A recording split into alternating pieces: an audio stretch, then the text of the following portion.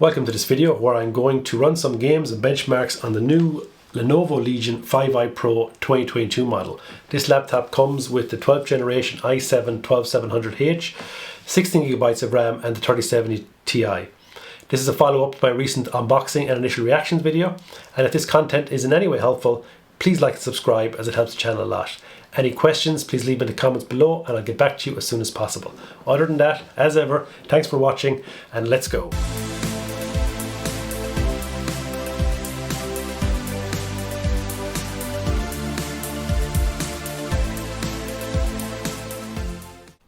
Just to note before we start that all games were tested using the latest NVIDIA driver, which was 511.79.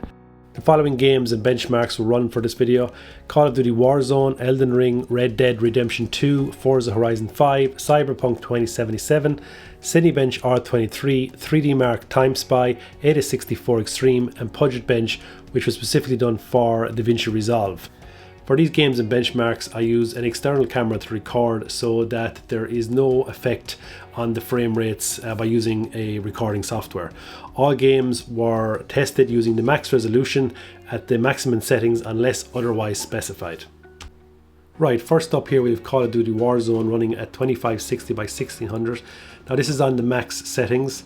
For the CPU, we're getting temperature ranges between 80 and 90 degrees Celsius and generally averages in the mid 80s, which I think is pretty good for the performance here. GPU, we're getting 80 degrees Celsius, but is pulling close to 150 watts, showing the power that this 3070 Ti is drawing. Overall, I think the performance was very good in relation to the temperatures, and this is just to give you an overall idea of how the game will run should it be a game you play.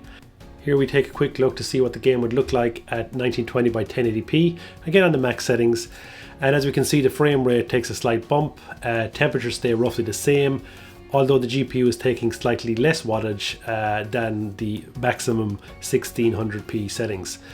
Both again perform very well. I do prefer playing it on the max resolution just as the game looks that much better and is very similar in terms of frame rate. Here we have the HW info screenshot for the CPU details. I'll do this for every game just to give you details in relation to wattage and temperatures. It's reset then for every game that we play here. So that was for the CPU, then for the GPU. And again, this will show things like the max wattage here with the game took 165 watts at the max, just showing the unlock potential of this GPU. While playing Elden Ring at the maximum settings and the 1600p, I again found the performance pretty smooth here. GPU and CPU temperatures were pretty much in check, while the CPU got a bit higher in this game, I thought. Wattages on the GPU going for the full 150 watt at times again, but overall pretty smooth, and G-Sync I think helped a lot here to keep the few drops you see in the frame rate in check. Overall very happy with the performance. For CPU, it does spike to 100 degrees in all these games. That generally happens before the fans fully get up and running.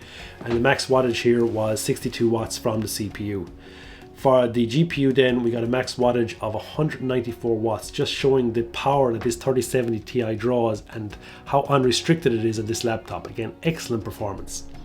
For Red Dead 2, I'm just showing some of the settings here as they were custom settings in terms of them not all being fully ultra, so to show you here exactly how we are running it. And again, it's at the max resolution. This test was done through the built-in benchmark, so we ran the benchmark, and again all these tests were run one after another. Temperatures in this game were a bit more in check, between generally set around the 70s, sometimes into the 80s. And again, full wattages as we see across the board here from the GPU, just showing how well this laptop runs. CPU here at about between the 30 and 40 watts. Overall performance very good. The maximum wattage then here on the CPU was 74 watts, so it'll pull power when it needs to while playing this game. For the GPU then, when we look at the settings, we can see here that the maximum wattage was 155 watts. We're hitting max temperatures of 82 degrees with the hotspot of 95 degrees, all within check. Maximum FPS here was 89 with an average of 67. Again, happy with performance. For Forza Horizon 5, max settings, full resolution. This game looked absolutely beautiful on the laptop, I must say. The frame rate, as you can see here, kind of fluctuates in the 70s and 80s. The wattage from the GPU again is full. The temperatures I find consistent in the 80s, mid 80s as your average temperatures across both the GPU and CPU. The max wattage here using the CPU was 73 watts. And again, temperature spiked, as it just does with all these games when you're kind of starting up, as the fans, as I said earlier, catch up. The achieved then benchmark result here was 74 FPS, and then as we can see here, the GPU took a total of 150 watts on the maximum side while playing the game. Temperatures have been pretty consistent across all games. Right, Cyberpunk 2077, we know this game can be a bit tricky for GPUs. While everything on max, full resolution, we're not hitting the 60 FPS here. Did feel a bit choppy while playing it. You know, the GPU is completely maxed out. This game takes a lot of power to run. What I did do then was go into the settings and just enable DLSS, the balance mode, to see what the difference was. And as we can see here, there's a big uptick to the frame count FPS into the 70s. And again, plays much smoother this way and just shows the advantage of DLSS. Maximum wattage here on the CPU for this one was 95 watts, a bit higher than normal. Temperatures again mid 80s while playing the game in general once it gets going. You know, smooth performance when you enable DLSS for this one. Maximum wattage taking here on the GPU was 153 watts. Pause the video at any time to look through the different output here. For Cinebench R23 on the multi-core, we got a result of 17,714. I ran this a few times with 10-minute runs, always consistent. For the single core, I got a result of 1783, and again, pretty consistent, but we do see in both tests the CPU throttling, but in spite of that, amazing results. For Time Spy on 3D Mark, again, we used the benchmark run here. We can see full wattage being taken from the GPU consistently across the test, you know, high 140s up to the 150 mark, ran pretty smoothly. And to show again the output for both the CPU, as we see here, and the max wattage here taken was 83 watts.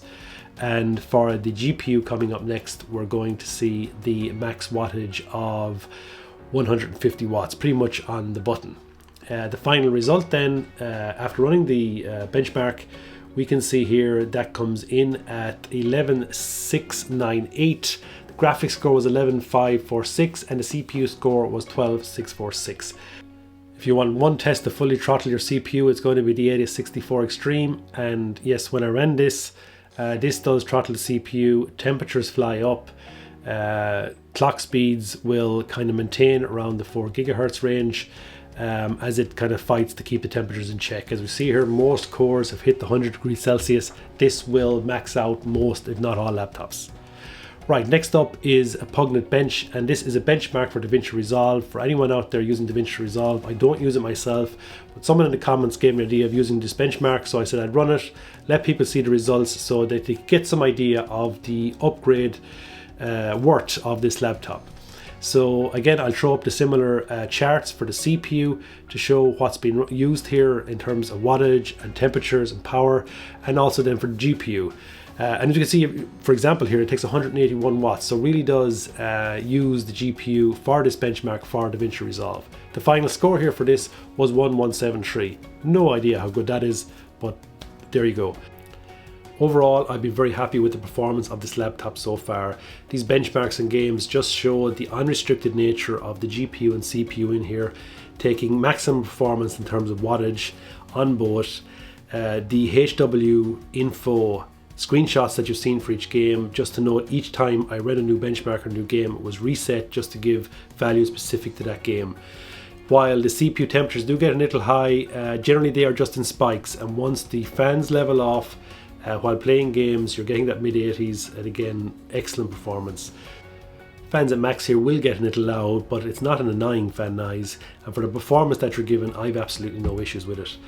The laptop screen has been excellent, the performance as we see here has been excellent. If you're looking for maximum power in a reasonably priced laptop, assuming you can get it at a reasonably priced, this one I would definitely recommend based on my experience so far. I'll do some more tests, I'll do some more follow-up videos. I need to check stuff like battery life, you know, Put the questions in the comments. If I don't know the answer, I'll try and find it for you. And as I get more experience with the laptop, I'll update those comments. I'll update the videos more in future. As ever, thanks for watching and have a great day.